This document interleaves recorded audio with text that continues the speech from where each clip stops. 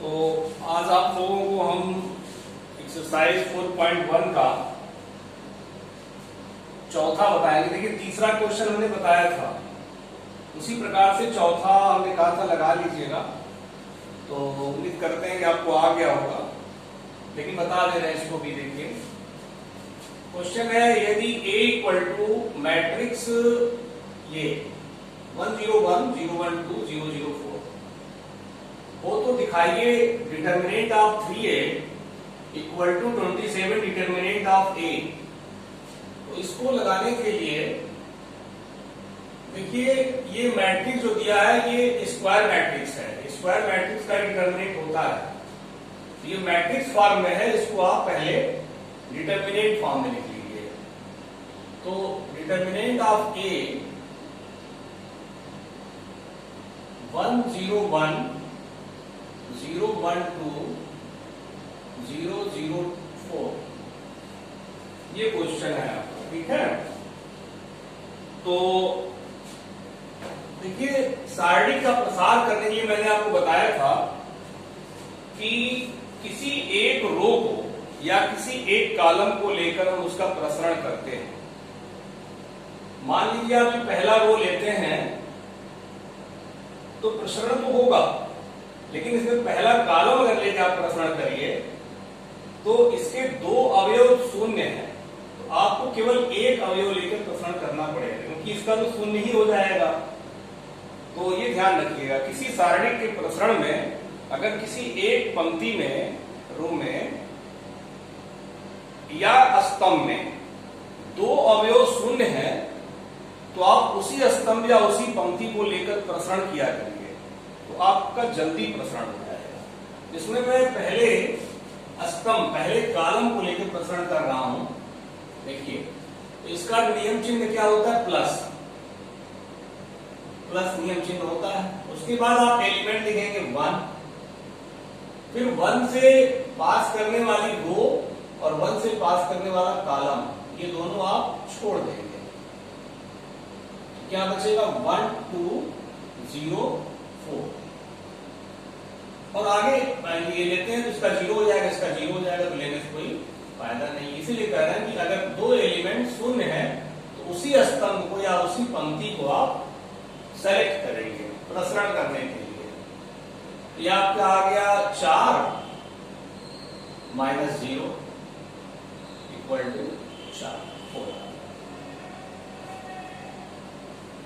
ठीक है, अब आप 3A निकालिए। देखिए डिटर्मिनेंट आप A निकालिए, यहां जरूरत पड़ेगी। अब 3A निकाल लीजिए। 3A कैसे देखिए, 3A के लिए पहले आपको A का 3 गुना करना ही पड़ेगा। तो 3A जब करेंगे तो 3 मैट्रिक्स लिखेंगे 101 012 004। 3 अंदर करिए, 303 036 0012, ये आपका 3 हो गया। अब इसका डिटर्मिनेंट निकालिए, इसका डिटर्मिनेंट निकालिए। तो डिटर्मिनेंट ऑफ 3A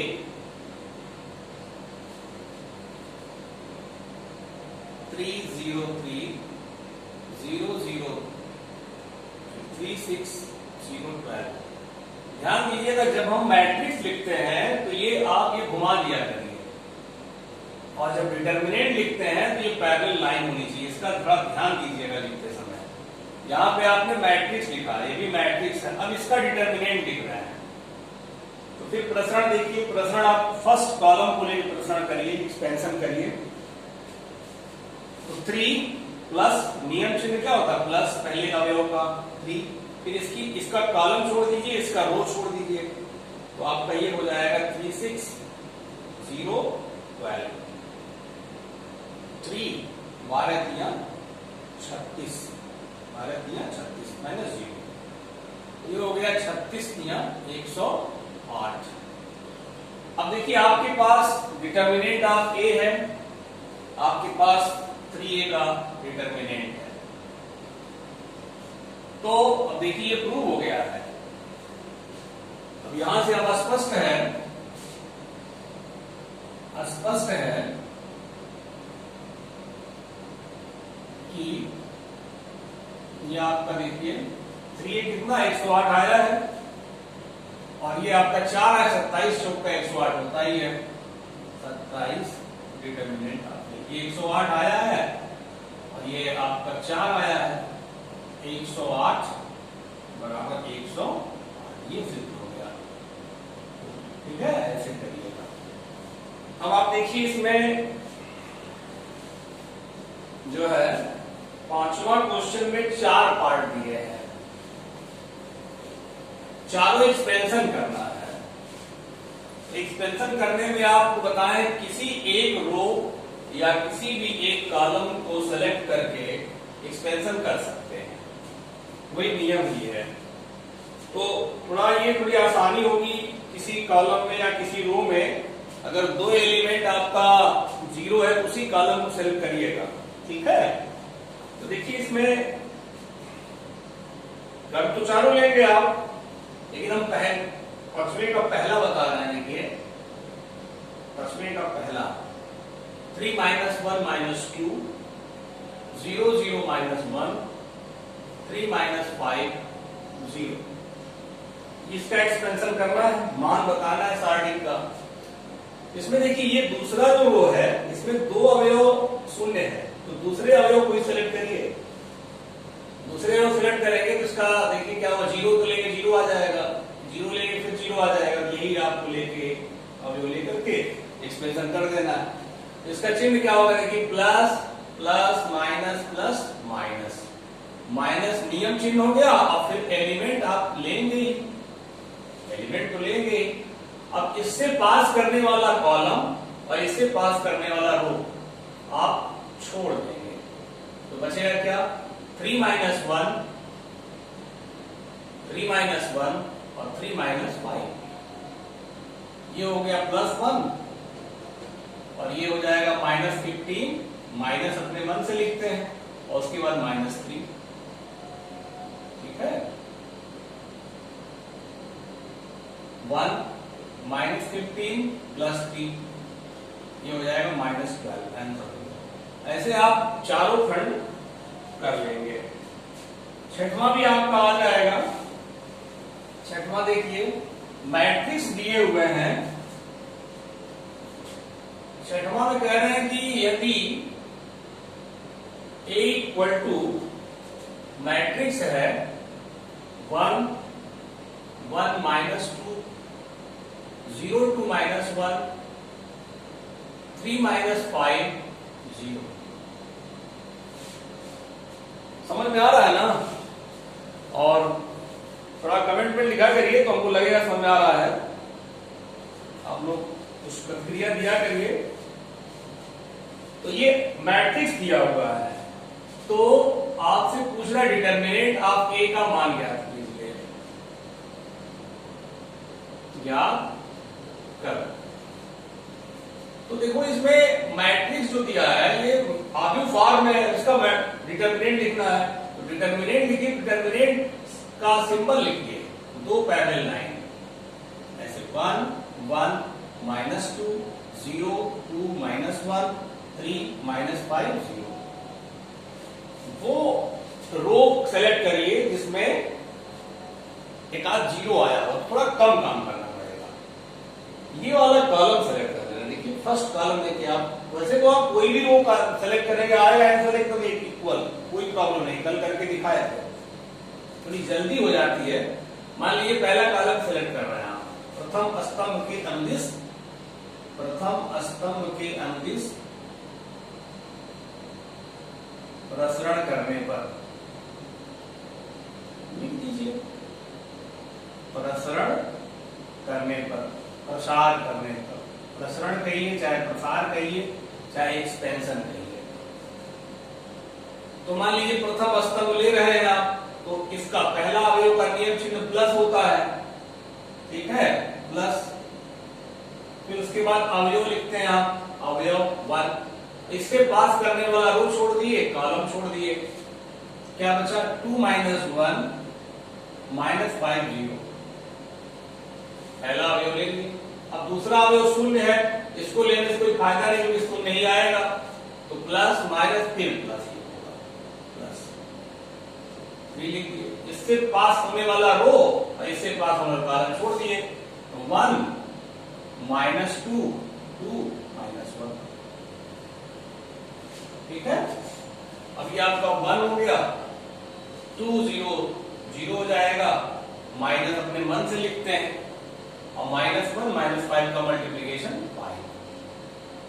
ठीक है, +3 -1 और ये आपका हो जाएगा +4, क्योंकि माइनस आप नियम से लिखेंगे और -4 और होगा, माइनस +4 हो जाएगा। ये हो गया -5 और ये 3 3 9, आंसर आ गया 4। ठीक है, इस तरह से आप छठवां कर लिए। अब देखिए 7वां और 8वां एक ही जैसा है। 7वां में 2 पार्ट दे रहे हैं, 7वां में 2 पार्ट दे रहे हैं, एक पार्ट में बता रहा हूं। ठीक है, 7वें का दूसरा देखिए, x का मान ज्ञात करने पर x का मान ज्ञात कीजिए, जबकि दिया हुआ है, ज्ञात है 2 3 4 5 इक्वल टू x3 2x5, ये दिया हुआ है, ये इक्वेशन दिया हुआ है डिटरमिनेंट फॉर्म में। इससे x का मान ज्ञात करना है, तो इसको सॉल्व करिए।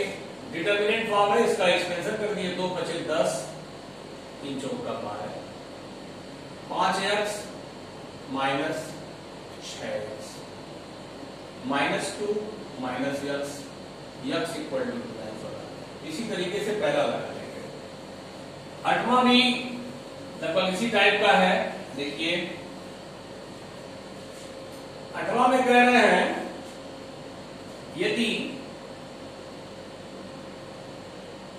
x2 18x इक्वल टू 6 2 18 6, तो x का मान ज्ञात कीजिए, x किसके बराबर होगा, तो इसका आप एक्सपेंशन करिए, x स्क्वायर हो जाएगा -36 और ये 36 माइनस 36, ये हो गया 0, x square minus 36, x square equal to 36 on taking both side square root, x equal to plus minus 6। इसमें विकल्प कौन सही है, आपका बी। ठीक है, इसके बाद आप देखिए ध्यान से, आपको बताऊंगा सारणिक के गुणधर्म, जो कि बहुत इंपॉर्टेंट है। सारणिक का सबसे इंपॉर्टेंट पोर्शन है सारणिक के गुणधर्म, प्रॉपर्टीज ऑफ डिटरमिनेंट्स। तो आज एक ही दिन में नहीं हो पाएगा, आज कम से कम 2 प्रगुण तो बता ही दें आपको अच्छे से। सारणिक के गुणधर्म, इसकी हेडिंग डाल लीजिए। सारणिक का सबसे ज्यादा इंपॉर्टेंट पोर्शन यही होता है, प्रॉपर्टीज ऑफ डिटरमिनेंट्स,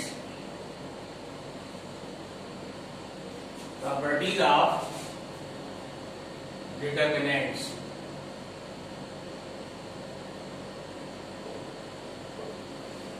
देखिए इसकी पहली प्रॉपर्टी क्या है, गुण नंबर 1, प्रॉपर्टी नंबर 1, किसी सारणिक का मान, किसी सारणिक का मान उसकी पंक्तियों को, उसकी पंक्तियों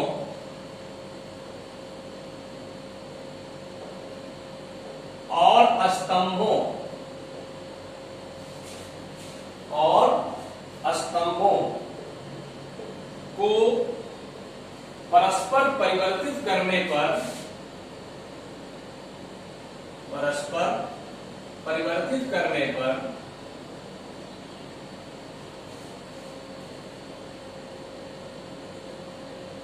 अप्रभावी रहता है या अपरिवर्तित रहता है, अपरिवर्तित रहता है। ये क्या कह रहा है, देखिए किसी सारणिक का मान अपरिवर्तित रहता है अगर उसकी पंक्तियों को स्तंभों में और स्तंभों को पंक्तियों बदल दें, उससे सारणिक के मान पर कोई प्रभाव नहीं पड़ता है। इसका एग्जाम्पल लीजिए आप, एग्जाम्पल से ही समझ में आएगा। जैसे मान लीजिए कोई डिटर्मिनेंट है, कोई डिटर्मिनेंट है ऐसे, इसकी वैल्यू आप एक्सपेंशन कर रहे हैं, कुछ आ रही है, तो अगर कोई इसमें पंक्तियों को, रो को कॉलम में लिख दे, जैसे देखिए फर्स्ट रो है ना, इसको फर्स्ट कॉलम लिख दे, ऐसे रो को कॉलम में लिख दे, दूसरे रो को दूसरा कॉलम बना दे, तीसरे रो को तीसरा कॉलम बना दे। समझ रहे हैं बात ना? फर्स्ट रो कॉलम में आ गया, second row second column, third row third column में आ गया। और जब कॉलम में आ गया तो ये जो स्तंभ है ये पंक्तियों में चली जाती है अपने आप। तो इसका एक्सपेंशन करेंगे, जो मान इसका आएगा, इसका एक्सपेंशन करने पर वही मान इसका भी आएगा। वही कहा गया कि अपरिवर्तित रहता है। अगर पंक्तियों और स्तंभों को परस्पर परिवर्तित कर दें तो सारणिक का मान अप्रभावी रहता है, प्रभावित नहीं होता है, मतलब ये इक्वल होगा। बात समझ में आई? ठीक। अब प्रॉपर्टी नंबर 2 लीजिए। प्रॉपर्टी नंबर 2 ये है कि किसी सारणिक में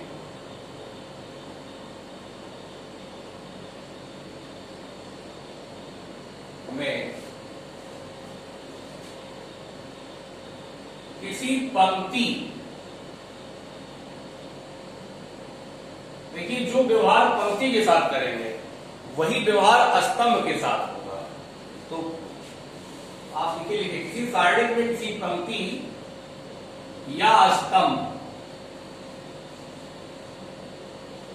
को आपस में बदलने पर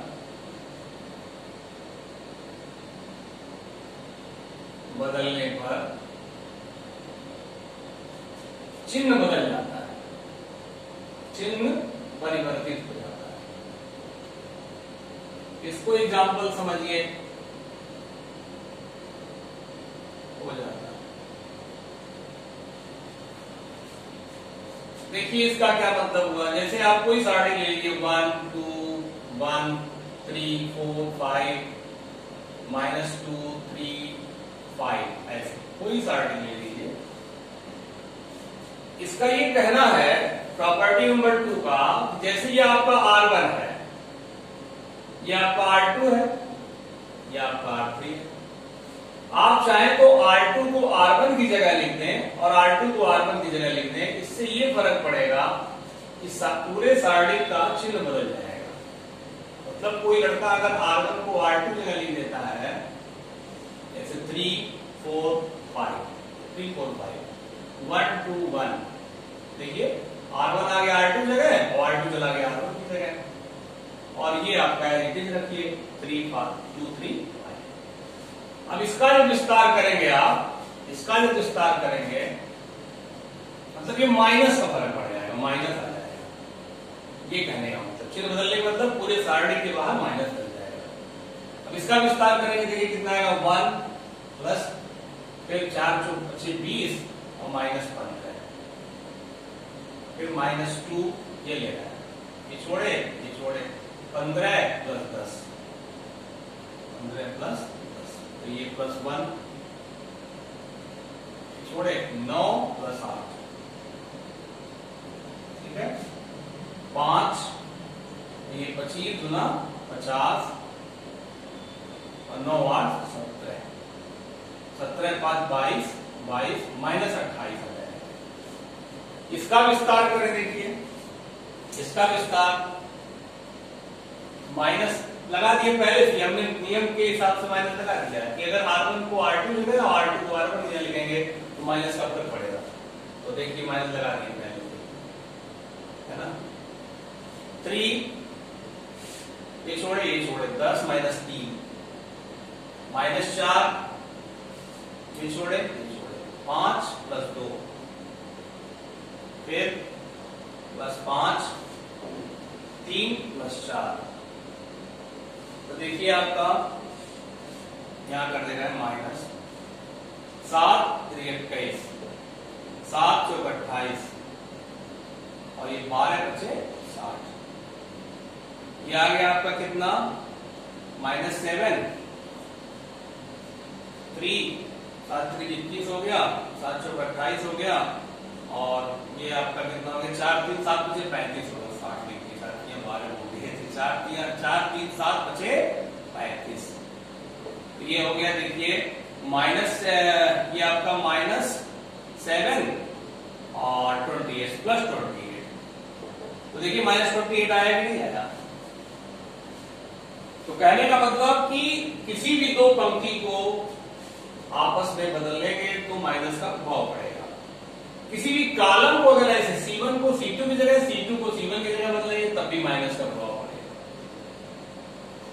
आपके दिमाग में प्रश्न और आ रहा होगा कि अगर R1 को R3 जगह लिख दें, R1 को R3 जगह लिख दें और R3 को R1 जगह लिख दें, जैसे ये R1 है, ये R2 है, ये R3 है।